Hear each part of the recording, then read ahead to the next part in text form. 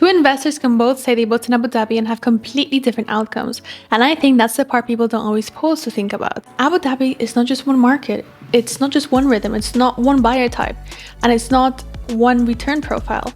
It's a set of different ecosystems, and the island that you choose basically decides what kind of ecosystem you're buying into. And this is where nuance matters. This is where clarity matters.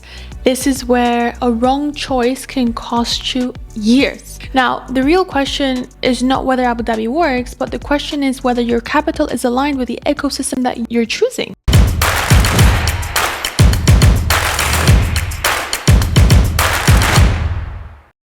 Before we get into today's episode, I want to share something quickly. After building my last podcast, the Health Formula Show, to over 400 episodes, I realized something pretty crazy. Over 70% of the people listening to it weren't actually subscribed. And that matters because if you're serious about learning, staying consistent, and actually applying what you hear, subscribing makes a huge difference. So if you're serious about investing, creating long-term financial freedom for yourself, and making smarter, more informed decisions, hit the subscribe button. It really helps the show, and more importantly, it makes sure that you don't miss what's coming next. Two investors can both say they booked in Abu Dhabi and have completely different outcomes. And I think that's the part people don't always pause to think about. Because Abu Dhabi is not just one market. It's not just one rhythm. It's not one buyer type. And it's not one return profile. It's a set of different ecosystems. And the island that you choose basically decides what kind of ecosystem you're buying into. Now, if you listen to episode 6, our last episode, you'll know that we didn't rush into projects. We slowed down, we zoomed out, we spoke about landmass, sovereign backing, demographics, controlled supply, EDGM, infrastructure, long-term stability. We anchored the macro story properly.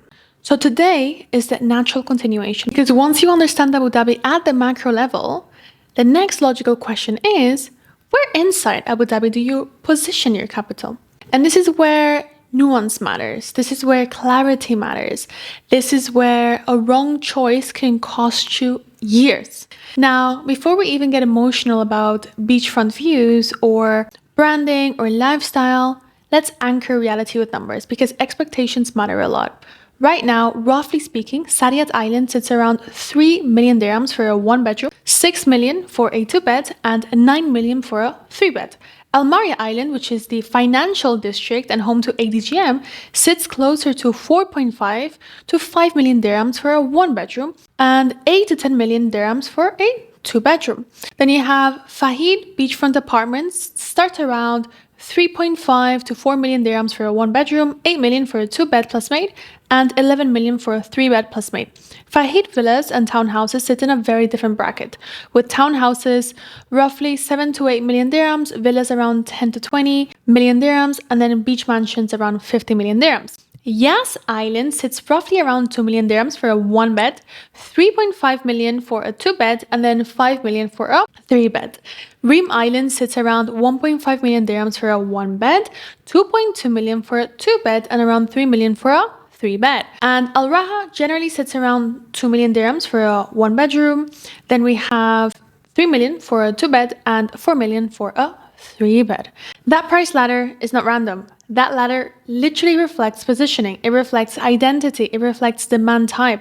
So let's break down this properly. Let's start with Saadiyat. Saadiyat Island sits northeast of Abu Dhabi City, just across from the main island. Now, this is like the fancy premium postcode. It's the cultural coastline. It's Louvre. It's the museum district. It's established beachfront. You know what people imagine when they think of like the luxury, refined Abu Dhabi living. But here's the part people don't always want to hear. You don't just get beachfront in Saadiyat anymore. That early phase where you were buying close to the water at relatively accessible pricing is gone. It's done. Finito. Now you are paying for established prime. You are paying for what's left. So Saadiyat is not for you if your budget is under 3 million dirhams, if you want a quick flip, or if you're chasing aggressive yield. But Saadiyat is for you if you want legacy positioning, if you want the global prestige, and if you're comfortable holding for 7 to 10 years. It's not a short-term play. It's really a positioning play. Now let's move on to Fahid Island. So Fahid sits between Saadiyat and Yas Island, right in that prime corridor where people actually want to be. And this is where I see the most misunderstanding. Everyone says they want beachfront. Like, give me the beachfront, give me the villa that's beachfront, but you just cannot manufacture coastline. Like, we need to set expectations. Once beachfront land is allocated, that's it, finito, you know. And Fahid is one of the last major low-density beachfront master developments in that corridor. Now, apartments start around 1.4 million dirhams, which, you know, relative to positioning is actually quite accessible. But Fahid is early phase, right? Infrastructure is being layered in. And that's why now is the opportunity. Now is the time to invest. Bridges are being developed. The ecosystem is being built. And there's also a major villa and townhouse launch coming. And what makes that relevant is not hype, but supply. You know, there are not endless villa launches every year in Yas and Sariyat. And when a rare product launches in a prime corridor, attention obviously concentrates. Now, Fahid is not for you if you want immediate rental income, or if you're uncomfortable with like longer timelines, or if you only invest once everything is fully mature. But Fahid is for you if you understand scarcity, if you specifically want beachfront exposure, and if you're comfortable thinking long-term about capital growth. Now, let's talk about Al Marja Island, because this is the island where people pause and they say, why would someone pay like 5 million dirhams for a one bedroom? Or why would someone pay 10 million dirhams for like a two bed? That sounds ridiculous to me in a branded residence like Jumeirah. Well, Al Marja sits next to Reem and very close to the main Abu Dhabi island. This is where the financial district is. This is where the finance guys are. It is where ADGM operates under UK common law. And this is not a tourism story. This is a structural demand story. By late 2025, ADGM had around almost 12,000 licenses, 2,801 new licenses issued within the year, 400,000 total workforce, 48% year-on-year AUM growth, and a 104% jump in real estate transaction, and a 78% increase in sales volume. Those are not just like random numbers, like those are ecosystem numbers. It's institutional money already anchored there.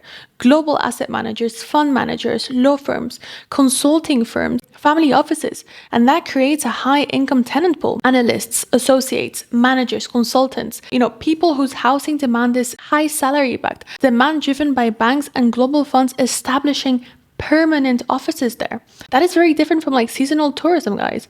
And then you add infrastructure that already exists. You have the Galleria Mall right there connected to luxury hotels, like for example, Four Seasons. And you have dining like Zuma, LPM, Koya, Sushi 99 already operating there. Cleveland Clinic, which is considered one of the best hospitals in the world, right there. Community facilities, you have sports, you have waterfront integration, and then you layer in future infrastructure, including major expansion plans tied to premium office space.